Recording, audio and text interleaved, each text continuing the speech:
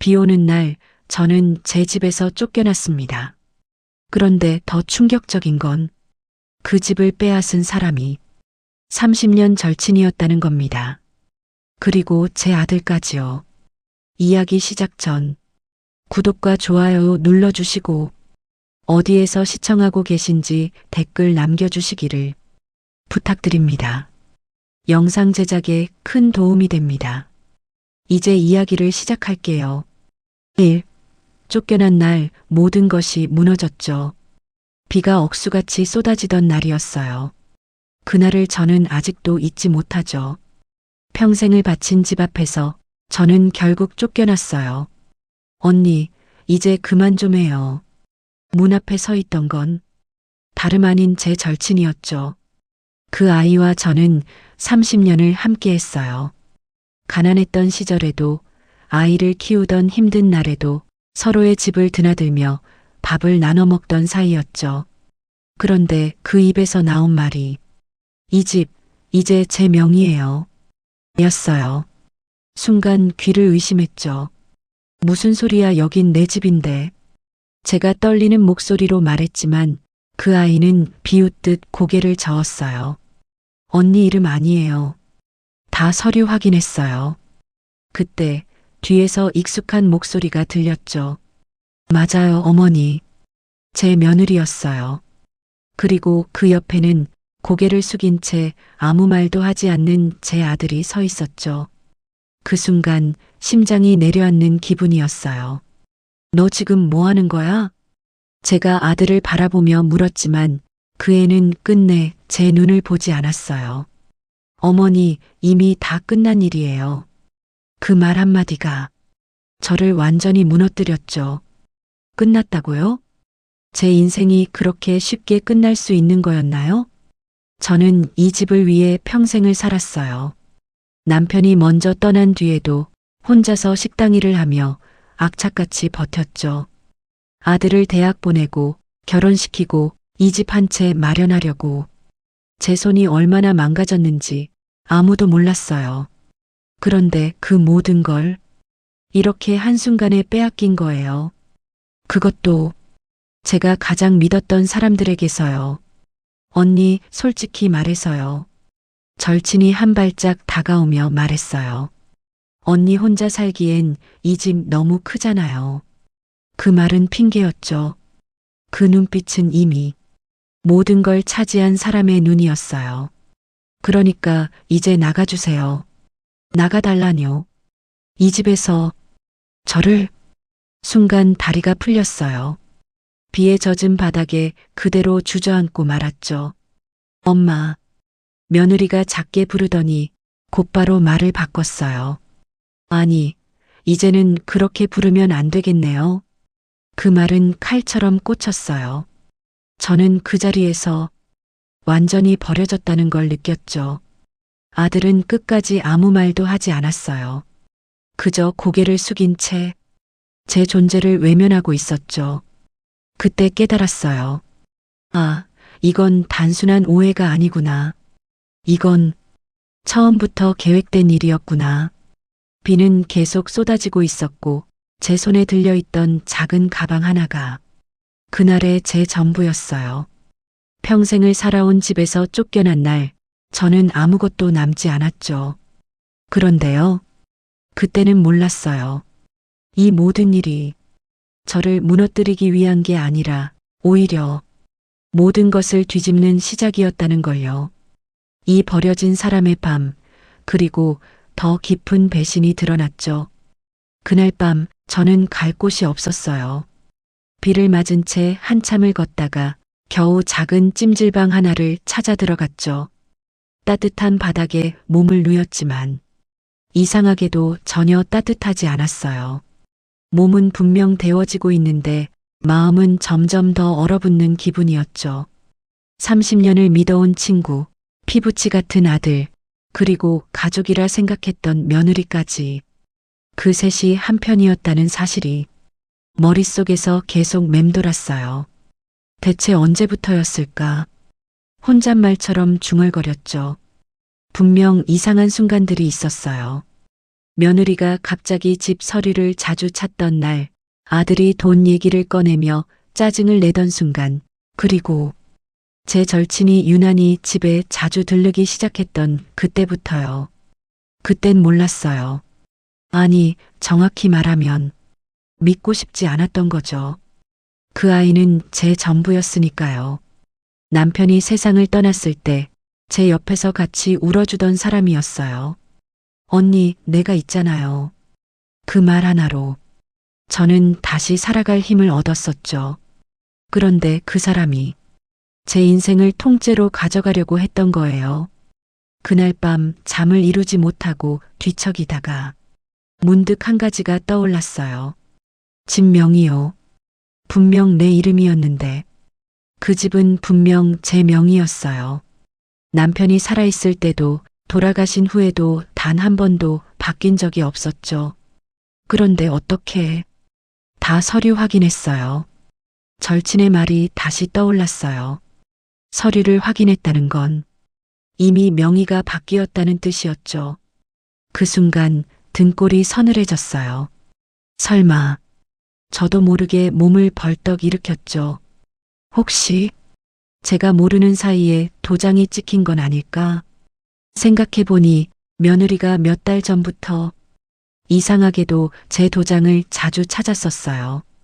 어머니, 은행 서류 처리 좀 해야 돼요. 어머니, 복지 관련해서 필요한 거예요.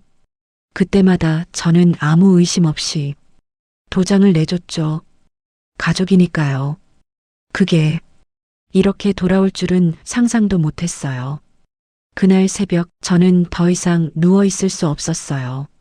가슴이 너무 답답해서 숨이 막힐 것 같았죠. 내가 당한 거구나. 그 사실을 인정하는 순간 눈물이 쏟아졌어요. 억울해서요. 너무 억울해서 차라리 꿈이었으면 좋겠다고 생각했죠. 그때 옆에서 자고 있던 한 아주머니가 조용히 말을 걸어왔어요. 아주머니, 괜찮으세요? 낯선 사람이었지만 그 말 한마디에 저는 결국 무너지고 말았죠. 저 집에서 쫓겨났어요. 제 입에서 그 말이 나오는 순간 그게 현실이라는 게 더 또렷해졌어요. 아주머니는 한참을 조용히 듣더니 작게 한숨을 쉬었어요. 요즘 그런 일 많아요. 그리고 덧붙였죠. 가족이 더 무서운 세상이 됐어요. 그 말이 이상하게도 제 가슴을 더 세게 찔렀어요. 가족이 더 무섭다니요. 저는 평생 가족 하나 믿고 살아온 사람이었는데요. 그날 밤 저는 처음으로 생각했어요. 혹시 제가 믿어온 모든 게 처음부터 거짓이었던 건 아닐까 하고요. 그리고 그때는 몰랐죠. 이 배신이 단순한 재산 문제가 아니라 훨씬 더 큰 비밀로 이어져 있다는 걸요. 산 모든 게 계획이었다는 증거, 그리고 드러나는 진짜 얼굴이었죠. 다음 날 아침이었어요. 한숨도 못 잔 채 저는 바로 움직였죠. 이대로 가만히 있으면 정말 아무것도 못 찾을 것 같았거든요. 가장 먼저 떠오른 곳은 은행이었어요. 확인해야겠어요. 분명 뭔가 잘못된 거예요. 스스로를 다독이며 저는 창구 앞에 앉았죠. 직원은 제 주민번호를 확인하더니 컴퓨터를 몇 번 두드렸어요. 그리고 그 표정이 조금씩 굳어갔죠. 고객님, 그 한마디에 심장이 또 내려앉았어요. 해당 부동산은 이미 명의 이전이 완료된 상태입니다. 그 말을 듣는 순간 귀에서 웅 하는 소리가 났어요. 언제요? 제가 겨우 물었죠. 직원은 화면을 보며 말했어요. 3개월 전입니다. 3개월 전이요? 그 시점이 딱 떠올랐어요. 며느리가 제 도장을 가장 자주 가져갔던 시기였죠. 명의자는 직원이 말을 이어갔어요. 김미선님으로 되어 있습니다. 김미선, 제 절친 이름이었어요. 그 순간 더 이상 부정할 수 없었죠. 이건 단순한 실수가 아니었어요. 처음부터 끝까지 철저하게 짜여진 계획이었죠. 위임장도 제출되어 있습니다. 직원이 조심스럽게 말을 덧붙였어요. 본인 서명과 도장도 확인됐고요. 저는 아무 말도 할 수 없었어요. 제 손으로 제 집을 넘긴 꼴이 된 거였으니까요. 하지만 기억이 나지 않았어요. 그런 서류에 사인한 적이 없었거든요. 그때 문득 며느리의 말이 스쳐 지나갔어요. 어머니, 여기 사인만 좀 해주세요. 별 생각 없이 했던 사인들. 그게 전부였던 거예요. 저는 자리에서 일어나지도 못한 채 그냥 한참을 앉아 있었죠. 직원은 더 말을 잇지 못하고 조용히 고개를 숙였어요. 은행을 나왔을 때 세상이 완전히 달라 보였어요. 어제까지만 해도 제 삶이 있던 세상이었는데 이제는 전부 낯설었죠. 그때였어요. 핸드폰이 울렸어요. 발신자는 제 절친이었죠. 한참을 망설이다가 전화를 받았어요. 언니, 어디에요? 아무 일도 없다는 듯한 목소리였어요. 그게 더 소름 끼쳤죠. 왜 전화했어? 제가 낮게 말했어요. 그러자 그 아이는 잠깐 웃더니 말했어요. 이제 상황 알았죠? 그 말 한마디에 온몸에 소름이 돋았어요. 너 나한테 왜 이랬어? 제가 겨우 물었죠. 잠깐의 정적. 그리고 돌아온 대답은 생각보다 훨씬 차가웠어요. 언니는요, 너무 순했어요. 순간 말문이 막혔죠. 세상 그렇게 살면 안 돼요. 그 아이의 목소리는 이제 제가 알던 사람이 아니었어요. 내가 안 가져가면 다른 사람이 가져갔을 거예요. 그게 무슨 말인가요? 그건 변명이 아니라 그냥 선언이었죠. 그리고요. 그 아이가 마지막으로 덧붙였어요. 아들도 다 알고 있었어요. 그 순간 시간이 멈춘 것 같았어요. 뭐, 며느리랑 같이 셋이서 상의한 거예요. 그 말이 끝나는 순간 제 안에서 뭔가가 완전히 끊어졌죠. 친구 하나의 배신도 감당하기 힘든데 아들까지요. 그건 배신이 아니라 인생 전체가 부정당하는 느낌이었어요. 언니, 이제 현실 받아들여요. 그 아이는 마지막까지 담담하게 말했어요. 언니는 끝났어요. 뚝, 전화가 끊겼어요. 저는 한동안 그 자리에 서서 아무것도 할 수 없었죠. 그 말이 계속 맴돌았어요.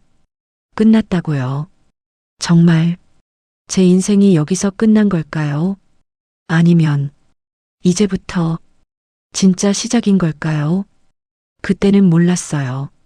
제가 잃어버린 게 전부가 아니라 오히려 되찾아야 할 것이 이제부터 드러나기 시작한다는 걸요. 4. 예상 못한 한 통의 전화, 그리고 드러나는 잊고 있던 이름이었죠. 그날 오후였어요. 은행 앞에서 한참을 서 있다가 겨우 발걸음을 옮겼죠. 어디로 가야 할지도 모른 채 그저 사람들 사이를 떠밀리듯 걸었어요. 그때였어요. 핸드폰이 다시 울렸죠. 낯선 번호였어요. 처음엔 받지 않으려 했어요. 지금 제 상황에서 더 이상 듣고 싶은 말은 없었으니까요. 그런데 이상하게도 계속 울리더라고요. 마치 꼭 받아야 할 전화처럼요. 한참을 망설이다가 결국 통화 버튼을 눌렀죠. 여보세요. 제 목소리는 이미 다 젖어 있었어요. 그러자 차분한 남자의 목소리가 들렸죠. 혹시 박정희님 맞으십니까? 순간 심장이 철렁했어요. 네, 맞는데요. 그러자 그는 잠시 말을 고르더니 조심스럽게 말했어요. 저는 서한자산관리의 담당자입니다. 서한자산관리요? 처음 듣는 이름이었어요. 지금 통화 괜찮으십니까? 그는 매우 공손했어요. 그게 오히려 더 낯설었죠. 무슨 일이시죠? 제가 힘없이 물었어요. 그러자 그는 뜻밖의 말을 꺼냈어요. 고객님께서 상속 대상자로 지정되신 건 때문에 연락드렸습니다. 상속이요? 순간 제 귀를 의심했어요. 죄송한데 잘못 거신 거 아니에요? 제가 얼떨결에 말했죠. 지금 제 상황에서 상속이라는 단어는 너무 현실감이 없었거든요. 그런데 그는 단호하게 말했어요. 아닙니다. 박정희님 맞으십니다. 그리고 이어진 말이 저를 완전히 멈춰 세웠죠. 이태수 회장님의 유산 관련 건입니다. 이태수? 그 이름을 듣는 순간 머릿속 어딘가에 오랫동안 잠들어 있던 기억이 번쩍하고 깨어났어요. 그 이름을 왜? 제가 떨리는 목소리로 말했죠. 그는 담담하게 설명했어요. 고인께서 생전에 작성하신 유언장에 고객님 성함이 명시되어 있습니다. 유언장? 그리고 그 이름, 이태수? 그 사람은 제가 평생 단 한 번도 잊은 적 없는 사람이었어요. 하지만 동시에 의도적으로 잊고 살아왔던 사람이기도 했죠. 저희가 몇 차례 연락을 드렸는데 연결이 되지 않아 그의 말이 이어졌지만 저는 제대로 듣지 못했어요. 머릿속이 완전히 과거로 돌아가 있었거든요.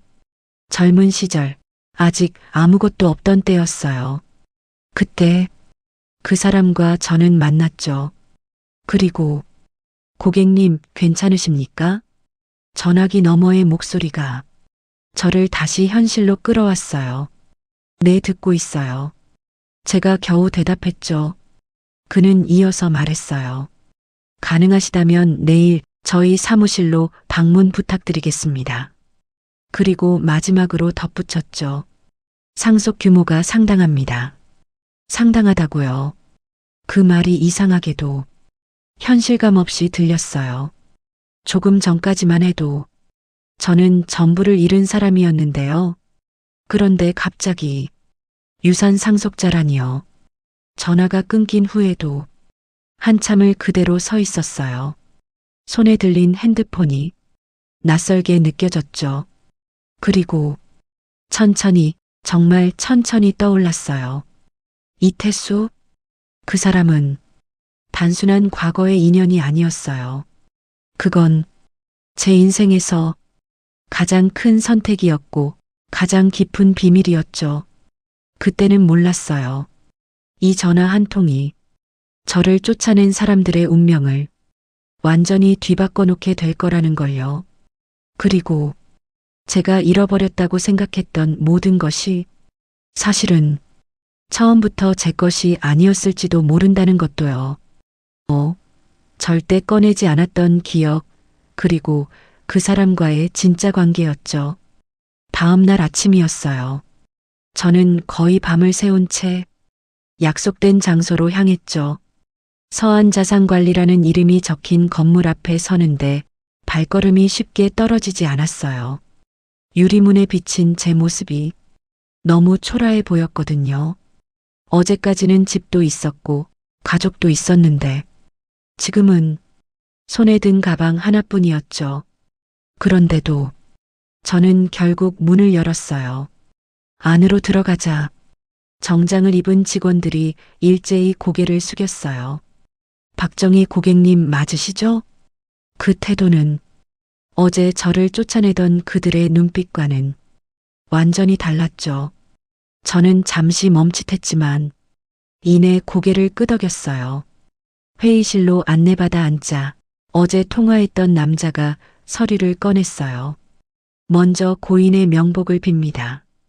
그 말에 가슴이 이상하게 쿵 내려앉았어요. 죽었다는 사실은 알고 있었지만 막상 그 말을 들으니 현실이 되어버렸죠. 고인께서는 생전에 작성하신 유언장을 통해 고객님을 유일한 상속인으로 지정하셨습니다. 유일한 상속인. 그 말이 너무 크게 들렸어요. 왜 저를요? 제가 겨우 입을 열었죠. 남자는 잠시 망설이다가 조용히 말했어요. 그 부분은 유언장에 직접 남겨두셨습니다. 그리고 한 장의 문서를 제 앞으로 밀어줬어요. 손이 떨렸어요. 그 종이를 넘기는 순간 30년 전 기억이 한꺼번에 밀려왔거든요. 그때 저는 20살이었어요. 아무것도 가진 게 없던 시절이었죠. 공장에서 일하며 하루하루 버티던 날들이었어요. 그때 그 사람을 만났어요. 이태수? 그는 처음부터 다른 사람이었어요.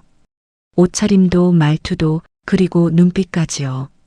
처음엔 그저 잠깐 스쳐 지나갈 인연이라 생각했어요. 그런데 정희 씨 같이 밥 먹을래요? 그 한마디로 모든 게 시작됐죠. 그는 늘 따뜻했어요. 제가 힘들어 보이면 말없이 옆에 앉아 있었고 제가 웃으면 그보다 더 크게 웃어주던 사람이었죠. 그렇게 우리는 조금씩 가까워졌어요. 그리고 어느 날 그가 말했죠. 나 정혜 씨랑 결혼하고 싶어요. 그 순간 세상이 멈춘 것 같았어요. 저 같은 사람에게 그런 말을 해줄 사람이 있을 거라고는 생각해 본 적도 없었거든요. 하지만 저는 그 제안을 받아들이지 않았어요. 왜냐하면 그때 이미 저는 알고 있었거든요. 그 사람이 평범한 사람이 아니라는 걸요. 나는 당신이랑 살 수 없어요. 제가 그렇게 말했죠. 그는 이유를 물었지만 저는 끝내 말하지 않았어요. 대신 그를 떠났죠. 아무 말도 없이 그의 인생에서 완전히 사라졌어요. 그게 그 사람을 위한 길이라고 믿었으니까요.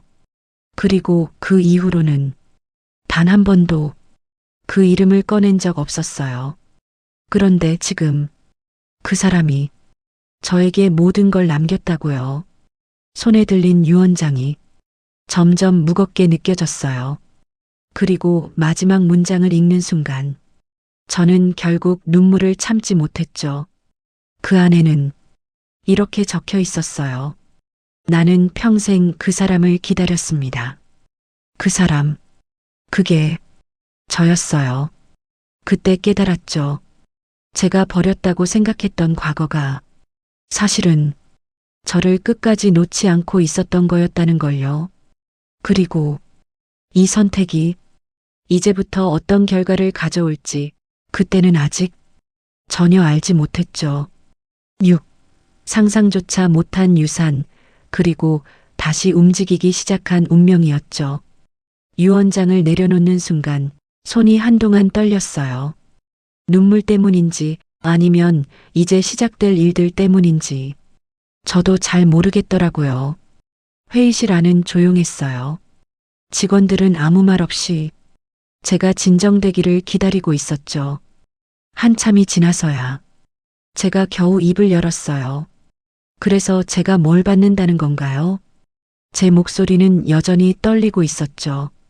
그 남자는 고개를 끄덕이더니 준비해둔 서류를 천천히 펼쳤어요. 고인께서 남기신 재산은 크게 세 가지로 나뉩니다. 그는 차분하게 설명하기 시작했죠. 첫째, 서울 및 수도권 내 상업용 건물 7채. 순간 숨이 멎는 줄 알았어요. 건물 7채요? 제가 평생 벌어도 꿈도 못 꿀 규모였죠. 둘째, 계열사 지분 및 배당 수익.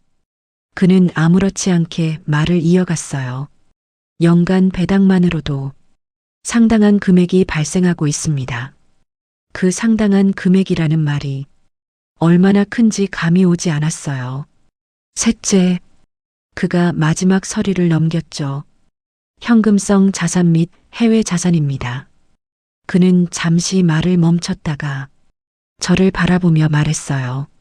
전체 추정 가치는 현재 기준으로 약 1200억 원 수준입니다. 1200억이요. 그 숫자가 현실처럼 느껴지지 않았어요. 어제까지만 해도 찜질방 바닥에서 밤을 보낸 사람이 지금은 그런 금액을 이야기 듣고 있다니요. 저는 아무 말도 할 수 없었어요. 그저 멍하니 서류만 바라보고 있었죠. 물론 세부적인 정리는 차후 진행하셔야 합니다. 그의 설명이 이어졌지만 솔직히 거의 들리지 않았어요. 머릿속에는 단 하나의 생각만 맴돌고 있었죠. 왜 지금이냐는 거였어요. 왜 하필 제가 모든 걸 잃은 바로 그 순간에 이게 나타난 걸까요? 그때 문득 어제 들었던 말이 떠올랐어요. 언니는 끝났어요. 절친의 그 말이요. 저는 천천히 고개를 들었어요. 그리고 처음으로 조금 다른 생각이 들었죠. 끝난 게 아니라면요. 오히려 이제 시작이라면요. 고객님? 직원이 조심스럽게 불렀어요. 저는 잠시 침묵하다가 조용히 물었죠. 이 재산 지금 바로 제가 관리할 수 있나요? 그는 고개를 끄덕였어요. 법적 절차만 마무리되면 전면적인 권한이 고객님께 넘어갑니다. 그 말은 제가 다시 선택할 수 있다는 뜻이었어요. 무너진 인생을 다시 세울 수 있는 기회라는 거죠. 그 순간 가슴 깊은 곳에서 뭔가가 다시 움직이기 시작했어요. 어제까지는 억울함과 절망뿐이었는데 지금은 전혀 다른 감정이었어요. 조용하지만 분명한 결심이었죠. 저를 버린 사람들, 저를 속이고 모든 걸 빼앗아간 사람들, 그 사람들이 제가 다시 일어나는 모습을 보면 어떤 표정을 지을까요? 그 생각이 들자 이상하게도 눈물이 멈췄어요. 그리고 대신 입가에 아주 미세하게 미소가 번졌죠. 그때는 아직 몰랐어요. 이 선택 하나가 그들의 인생을 완전히 무너뜨리는 시작이 될 거라는 걸요. 그리고 제가 되찾을 것이 단순히 돈이 아니라는 것도요. 7. 조용한 첫 한 수 그리고 그들의 균열이 시작됐죠. 서류에 마지막 도장을 찍던 순간이었어요. 묘하게 손이 떨리지 않았어요. 어제까지만 해도 제 이름 하나 제대로 지키지 못했던 제가 이제는 제 이름으로 모든 걸 다시 시작하고 있었죠. 절차는 오늘부로 대부분 마무리됩니다. 담당자가 차분히 말했어요. 건물 관리권도 곧 고객님께 이관될 예정입니다. 그 말이 끝나자 저는 잠시 생각에 잠겼어요. 그리고 아주 조용하게 입을 열었죠. 첫 번째로 확인하고 싶은 건물이 있어요. 그는 고개를 끄덕이며 물었어요. 어느 쪽이십니까? 저는 서류를 한 장 넘기며 그 주소를 짚었어요. 이 건물요. 그 순간 담당자의 눈빛이 아주 미세하게 달라졌어요. 여긴 현재 임차인이 있는 건물입니다. 알고 있었어요. 그 주소는 제가 평생을 살았던 그 집이었으니까요. 네, 알아요. 제가 담담하게 말했죠. 그래서 더 확인해야겠어요. 그는 잠시 저를 바라보더니 조용히 고개를 끄덕였어요. 오늘 바로 방문 일정 잡아드리겠습니다. 그렇게 모든 준비가 끝났죠. 그리고 그날 오후 저는 다시 그 집 앞에 서 있었어요. 어제와 똑같은 자리였죠. 다른 점이 있다면 어제는 쫓겨난 사람이었고 오늘은 이 건물의 주인이었다는 거예요. 비는 그치고 있었어요. 하지만 공기는 여전히 무겁게 가라앉아 있었죠. 문 앞에 서자 안에서 웃음소리가 들렸어요. 익숙한 목소리들이었어요. 제 절친, 며느리, 그리고 제 아들까지요. 그들은 아무 일도 없다는 듯 그 안에서 웃고 있었어요. 그 모습을 상상하는 순간 가슴이 한번 쿵 내려앉았죠. 하지만 이번엔 어제처럼 무너지지 않았어요. 저는 조용히 벨을 눌렀죠. 딩동. 잠시 후 문이 열렸어요. 문을 연 건 제 절친이었죠. 저를 보는 순간 그 얼굴이 굳어졌어요. 언니, 그 한마디에 안에 있던 사람들이 전부 고개를 돌렸죠. 며느리의 눈이 커졌고 아들은 그대로 얼어붙었어요. 저는 아무 말 없이 천천히 안으로 걸어 들어갔어요. 그리고 조용히 말했죠. 오랜만이네. 그 말 한마디가 공기를 완전히 바꿔놨죠. 언니, 여기 왜? 절친이 말을 더듬었어요. 하지만 저는 그 말을 끝까지 듣지 않았어요.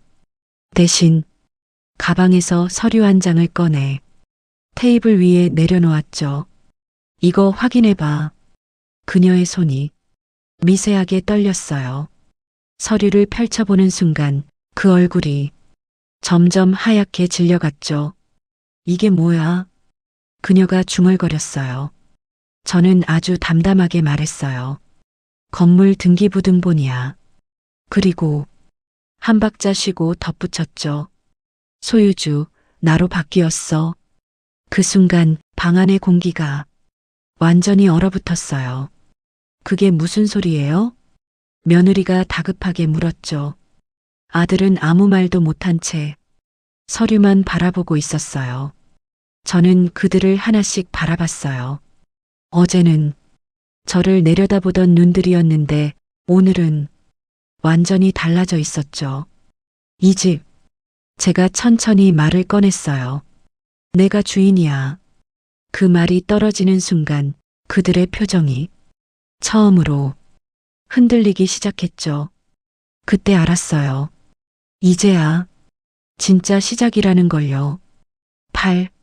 되돌아온 주인, 그리고 무너지는 그들의 관계였죠. 그 말이 떨어진 뒤였어요. 아무도 바로 말을 하지 못했죠. 마치 시간이 멈춘 것처럼 모두가 그대로 굳어 있었어요. 가장 먼저 입을 연 건 며느리였어요. 어머니, 지금 무슨 말씀을? 그 목소리는 어제와 완전히 달랐죠. 조심스럽고 눈치를 보는 말투였어요. 저는 그걸 가만히 바라보다가 작게 웃었어요. 어제는 어머니 아니라고 하지 않았어? 그 말에 며느리의 얼굴이 확 굳었죠. 입을 다물고 아무 말도 못했어요. 그 다음은 제 절친이었어요. 언니, 이거 뭔가 오해가 있는 것 같아. 오해요. 그 단어가 참 웃겼죠. 오해야? 제가 천천히 되물었어요. 내 집 뺏고 나 쫓아낸 게 오해야? 그녀는 아무 말도 못했어요. 눈동자만 빠르게 흔들리고 있었죠. 그때였어요. 조용히 있던 아들이 입을 열었어요. 어머니, 잠깐만요. 그 목소리는 여전히 낮았지만 어딘가 급해 보였죠. 이거 법적으로 어떻게 된 건지 먼저 확인을. 그 말을 듣는 순간 저는 속으로 확신했어요. 이 아이는 아직도 상황을 모른다는 걸요. 아니, 정확히 말하면 자기들이 이길 거라고 믿고 있다는 거죠. 저는 천천히 고개를 끄덕였어요. 그래, 확인해봐. 그리고 조용히 덧붙였죠. 확인할수록 더 놀랄 거야. 그 말에 아들의 표정이 미묘하게 굳었어요. 절친은 불안한 눈으로 아들을 쳐다봤고요. 이미 셋 사이에 균열이 생기기 시작했죠. 저는 그 틈을 놓치지 않았어요. 근데 말이야. 제가 천천히 말을 꺼냈어요. 이 집 그냥 끝이 아닌 거 알지? 그들이 동시에 저를 바라봤어요. 무슨 말씀이세요? 며느리가 떨리는 목소리로 물었죠. 저는 서류를 한 장 더 꺼냈어요. 그리고 테이블 위에 툭 내려놨죠. 이 건물 전체가 내 거야. 순간 절친의 손에서 종이가 떨어졌어요. 전체요? 그녀의 목소리가 갈라졌죠. 그래. 제가 담담하게 말했어요. 지금 너희가 있는 이 집 포함해서 위층, 아래층, 상가까지 전부. 그 말이 끝나자 그들의 표정이 눈에 띄게 변했어요. 특히 제 절친의 얼굴이요. 그녀는 그동안 이 집을 완전히 자기 거라고 믿고 있었죠. 그런데 그게 아니라는 걸 지금 처음 알게 된 거예요. 그럼 나, 그녀가 중얼거렸어요. 임차인이야? 그 말은 거의 속삭임에 가까웠죠. 저는 아무 대답도 하지 않았어요. 대신 가만히 그녀를 바라봤죠. 그 눈빛 하나로 충분했으니까요. 그때 며느리가 다급하게 말했어요. 어머니, 그럼 우리 계속 여기 살 수 있는 거죠? 그 질문 정말 뻔했죠. 저는 잠시 아무 말도 하지 않았어요. 일부러요. 그 침묵이 그들을 더 불안하게 만들었죠. 그리고 천천히 입을 열었어요. 글쎄, 그 한마디에 셋의 얼굴이 동시에 굳었어요. 계약이 어떻게 되어 있는지부터 확인해야겠지. 저는 의자에 기대며 말했어요. 정식 계약서 있는지, 보증금은 얼마인지, 월세는 제대로 냈는지. 하나씩 꺼낼 때마다 그들의 숨이 점점 짧아졌죠. 왜냐하면 그들은 알고 있었거든요. 제대로 된 게 하나도 없다는 걸요. 그때였어요. 절친이 갑자기 소리를 높였어요. 언니, 이건 너무한 거 아니야? 드디어 본색이 드러났죠. 우리가 얼마나 힘들게 여기까지 왔는데. 그 말에 저는 피식 웃었어요. 힘들게? 그리고 천천히 일어났죠. 내 거 뺏어서 여기까지 온 거잖아. 그 한마디, 그건 더 이상 설명이 아니라 선고였죠. 그 순간 셋 사이의 균열이 아니라 완전히 무너짐이 시작됐어요. 그리고 저는 느꼈죠. 이 싸움은 이미 끝이 보이고 있다는 걸요. 서로를 물어뜯기 시작한 그들, 그리고 완전히 뒤집힌 관계였죠. 그 말이 끝난 직후였어요. 방 안의 공기가 완전히 뒤틀린 것처럼 느껴졌죠. 아까까지 한편이었던 셋이 이제는 서로 눈치를 보기 시작했어요.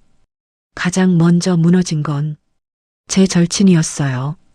아니, 이게 다 내가 제대로 확인 안 해서 그런 거잖아. 갑자기 며느리를 향해 소리를 질렀죠. 그 말에 며느리의 얼굴이 확 변했어요. 제가요? 눈빛이 날카롭게 바뀌었죠. 처음에 이거 하자고 한 사람 누구였는데요? 그 말 한마디에 공기가 또 한 번 흔들렸어요. 이제 시작이었죠. 내가 언제 이렇게까지 하자고 했어. 절친이 발끈했어요. 난 그냥 집만 정리하자고 한 거지. 집만 정리요. 그 말이 얼마나 뻔한 변명인지 본인도 알고 있었을 거예요. 정리요?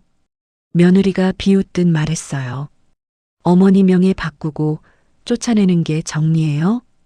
그 말이 꽂히자 절친의 얼굴이 완전히 굳었어요. 그리고 그 순간 조용히 있던 아들이 갑자기 크게 말했어요. 그만해. 두 사람의 말다툼이 순간 멈췄죠. 지금 싸울 때 아니잖아. 그 목소리에는 초조함이 가득했어요. 하지만 이미 늦었죠. 한번 깨진 균열은 다시 붙지 않으니까요. 며느리가 고개를 돌리며 말했어요. 당신도 똑같아. 그 말에 아들이 멈칫했어요. 당신도 다 알면서 한 거잖아. 그건 사실이었죠. 저도 알고 있었어요. 제 아들은 처음부터 모든 걸 알고 있었다는 걸요. 난 아들이 말을 더듬었어요. 우린 그냥 잘 살려고. 그 말이 끝나기도 전에 제가 조용히 끼어들었죠. 잘 살려고? 세 사람이 동시에 저를 바라봤어요.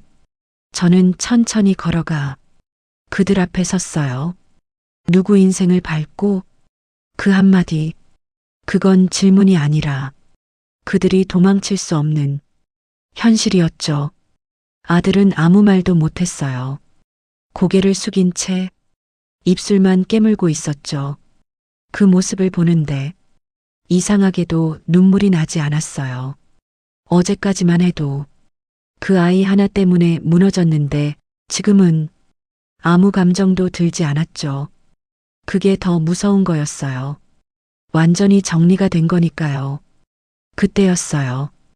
절친이 다시 저를 향해 말했어요. 언니, 우리 이렇게까지 할 필요 없잖아. 목소리가 확 달라졌죠. 조금 전까지 소리 지르던 사람이 이제는 부드럽게 말하고 있었어요. 서로 좋게 해결하자. 그 말에 저는 천천히 고개를 기울였어요. 좋게요. 이제 와서요. 좋게? 제가 되물었죠. 나 길바닥에 앉혀놓고 좋게? 그녀는 입을 다물었어요. 더 이상 할 말이 없었죠.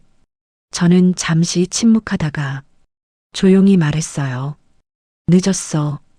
그 한마디에 셋의 얼굴이 동시에 굳었어요. 이제부터는 제가 천천히 말을 이어갔죠. 내가 정할 거야. 그 순간 관계가 완전히 뒤집혔어요. 어제까지는 그들이 저를 결정했지만 이제는 제가 그들의 삶을 결정하게 된 거죠. 그리고 그때 저는 마음속으로 하나를 확실히 정했어요. 이건 단순한 복수가 아니에요. 대가를 치르게 하는 거죠. 그들이 저에게서 빼앗은 것, 그 이상으로요. 그날 그 집 안에서 세 사람은 처음으로 깨달았어요. 자신들이 건드린 사람이 어떤 사람이었는지요. 그리고 이 모든 일이 이제부터 얼마나 크게 돌아올지를요. 10. 하나씩 무너뜨리기 시작했죠. 아주 조용하게요. 그날 이후였어요. 저는 더 이상 감정적으로 움직이지 않았어요. 울지도 않았고 소리치지도 않았죠. 대신 하나씩 정리하기 시작했어요. 가장 먼저 한 건 건물 관리회사와의 미팅이었어요. 현재 입주자 현황 전부 정리해 주세요. 제가 담담하게 말했죠. 자료가 금방 올라왔어요. 그리고 그 안에는 익숙한 이름들이 있었죠. 제 절친, 며느리, 그리고 제 아들. 셋 다 정식 계약 없이 들어와 있었어요. 보증금도 없고 월세도 없고 그냥 제 집을 자기 집처럼 쓰고 있었던 거죠. 저는 그 서류를 한참 바라보다가 짧게 말했어요. 절차대로 진행하세요. 그 한마디면 충분했어요. 며칠 뒤였죠. 그 집으로 내용 증명이 발송됐어요. 무단 점유에 따른 퇴거 통보, 그리고 동시에 손해배상 청구 예정 통지. 그게 시작이었죠. 그날 저녁 핸드폰이 쉴 새 없이 울렸어요. 처음은 아들이었어요. 어머니, 이거 뭐예요? 목소리가 완전히 달라져 있었죠. 당황과 두려움이 그대로 느껴졌어요. 저는 짧게 대답했어요. 서류 그대로야. 아니, 우리가 왜 나가요? 그 말에 저는 잠시 웃었어요. 내 집이니까. 그 한마디에 아들은 말을 잃었죠. 그 다음은 며느리였어요. 어머니, 우리 얘기 좀 해요. 그 말투는 이미 부탁에 가까웠죠. 우리가 잘못한 건 맞는데요. 그녀가 말을 이어갔어요. 그래도 이렇게까지 하실 필요는. 그 순간 저는 아주 조용하게 끊어 말했어요. 필요 있어. 그녀는 말을 멈췄어요. 저는 담담하게 덧붙였죠. 내가 당한 것도 그 이상이었으니까. 전화기 넘어가 완전히 조용해졌어요. 마지막으로 절친이 전화했어요. 하지만 그녀는 처음부터 울고 있었죠. 언니 나 진짜 몰랐어. 그 말이 나오자마자 저는 바로 끊었어요. 더 들을 필요도 없었죠. 이미 늦었으니까요. 그로부터 일주일 뒤였어요. 저는 다시 그 집 앞에 섰죠. 이번엔 아무 감정도 없었어요. 문이 열리고 세 사람이 한 줄로 서 있었어요. 얼굴이 전부 달라져 있었죠. 불안, 초조, 그리고 두려움. 그 감정이 그대로 드러나 있었어요. 저는 천천히 말했어요. 정리됐어? 아들이 먼저 고개를 끄덕였어요. 네. 그 목소리는 완전히 작아져 있었죠. 집안은 이미 비어 있었어요. 그들이 가져갈 수 있는 건 생각보다 많지 않았으니까요. 저는 그 모습을 조용히 바라봤어요. 그리고 마지막으로 말했죠. 나가. 그 한마디. 그건 더 이상 감정이 아니라 결정이었어요. 세 사람은 아무 말도 하지 못한 채 하나씩 집을 나섰죠. 그 중에서도 제 아들이 마지막이었어요. 문 앞에서 한번 멈추더니 뒤를 돌아봤죠. 어머니, 그 목소리 예전 같았으면 무너졌을 거예요. 하지만 이번엔 아무 감정도 들지 않았죠. 저는 그냥 말했어요. 그 한마디로 모든 게 끝났어요. 문이 닫히는 소리가 유난히 크게 들렸죠. 그날 저는 처음으로 느꼈어요. 되찾았다는 걸요. 집이 아니라, 돈이 아니라 제 인생을요. 하지만 그게 끝은 아니었어요. 아직 그들이 잃을 건 더 남아 있었거든요. 10일. 끝난 줄 알았죠. 하지만 진짜 대가는 이제부터였어요.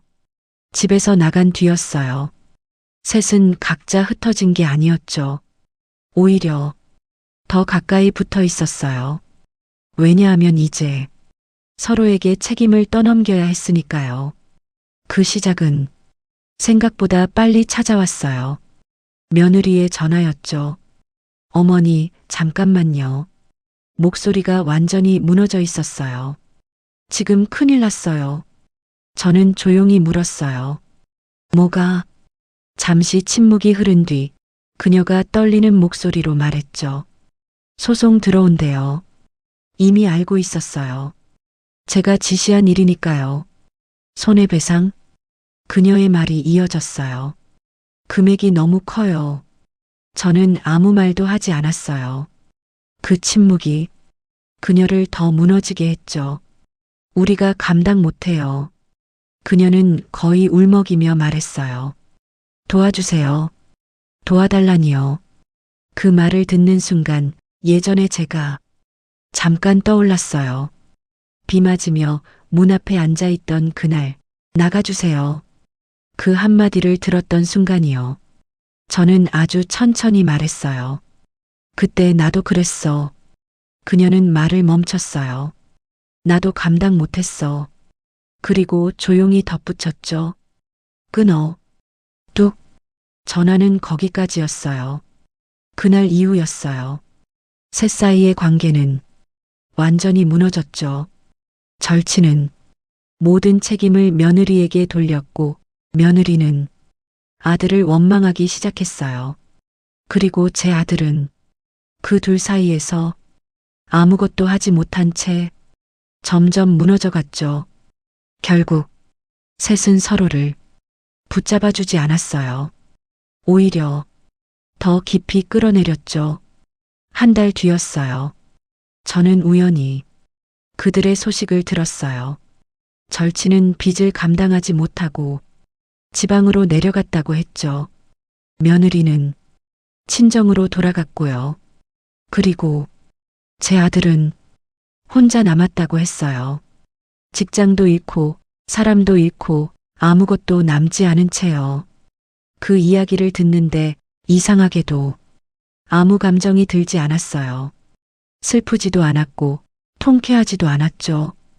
그냥 당연한 결과처럼 느껴졌어요. 그들이 선택한 길의 끝이니까요. 그날 저녁 저는 혼자 집에 앉아 있었어요. 이제는 완전히 비어있는 집이 아니라 다시 제 집이 된 그 공간이었죠. 창밖을 바라보는데 문득 이런 생각이 들었어요. 복수는 끝난 걸까? 아니면 처음부터 복수 같은 건 필요 없었던 걸까요? 이미 그들은 자기 손으로 자기 인생을 무너뜨렸으니까요. 그때 깨달았어요. 제가 되찾은 건 그들을 무너뜨린 결과가 아니라 저 자신이었다는 걸요. 그리고 이 이야기는 여기서 끝이 아니라는 것도요. 왜냐하면 마지막으로 제가 해야 할 일이 남아 있었거든요. 정말로 모든 걸 끝내는 일. 12. 모든 것이 끝난 뒤 제가 선택한 마지막이었죠. 그날 이후였어요. 모든 게 조용해졌죠. 전화도 찾아오는 사람도 아무것도 없었어요. 마치 처음부터 아무 일도 없었던 것처럼요. 하지만 저는 알고 있었어요. 그건 끝이 아니라 정리된 거라는 걸요. 며칠 뒤 저는 다시 그 건물 안을 천천히 걸어봤어요. 한 칸, 한 칸 지나갈 때마다 기억들이 스쳐 지나갔죠. 아들을 키우던 시간, 밥을 짓던 부엌, 웃음소리가 가득했던 거실까지요. 그 모든 게 이제는 과거였어요. 그런데 이상하게도 이번에는 아프지 않았어요. 저는 거실 한가운데에 서서 한참을 생각했죠. 그리고 조용히 결정을 내렸어요. 이 집 팔자 누구에게도 말하지 않았어요. 그저 혼잣말처럼 툭 던진 말이었죠. 하지만 그 안에는 분명한 이유가 있었어요. 이 집은 제 인생의 전부였지만 동시에 저를 가장 크게 무너뜨린 곳이기도 했으니까요. 이제는 붙잡고 있을 이유가 없었죠. 그날 오후 저는 자산관리 담당자를 불렀어요. 이 건물 포함해서 일부 자산 정리하고 싶어요. 그는 놀란 눈으로 저를 봤죠. 혹시 급한 사정이 있으십니까? 저는 고개를 저었어요. 아니요. 그리고 천천히 말했죠. 이제 제 방식대로 살려고요. 그 한마디, 그게 전부였어요. 시간이 조금 흘렀어요. 건물은 정리됐고 저는 새로운 곳으로 옮겼죠. 크지 않은 집이었지만 이상하게도 훨씬 편안했어요. 누구의 눈치도 보지 않고 누구에게 휘둘리지도 않는 삶. 그게 이렇게 가벼운 건지 처음 알았죠. 어느 날이었어요. 창가에 앉아 차를 마시고 있는데 문득 그 생각이 났어요. 그날 비를 맞으며 쫓겨났던 날이요. 그때의 저는 모든 걸 잃었다고 생각했죠. 하지만 지금 돌아보니 그건 잃은 게 아니라 버려진 게 아니라 벗어난 거였어요. 그리고 마지막으로 이 말을 남기고 싶어요. 살면서 가장 무서운 건 남의 배신이 아니에요. 그걸 끝까지 못 알아차리는 거죠. 하지만요. 그걸 알아차린 순간부터는 이미 끝난 게 아니에요. 오히려 다시 시작인 거죠. 그날 이후 저는 더 이상 누군가의 엄마로 누군가의 친구로 살지 않아요. 그저 저 자신으로 살아가고 있어요. 그리고 그게 제 인생에서 가장 통쾌한 역전이었죠. 인생은요, 누가 무너뜨리느냐보다 누가 다시 일어나느냐로 결정됩니다. 오늘 이야기가 마음에 닿으셨다면 구독과 좋아요로 함께 해주세요. 다음 이야기는 더 충격적일지도 모릅니다.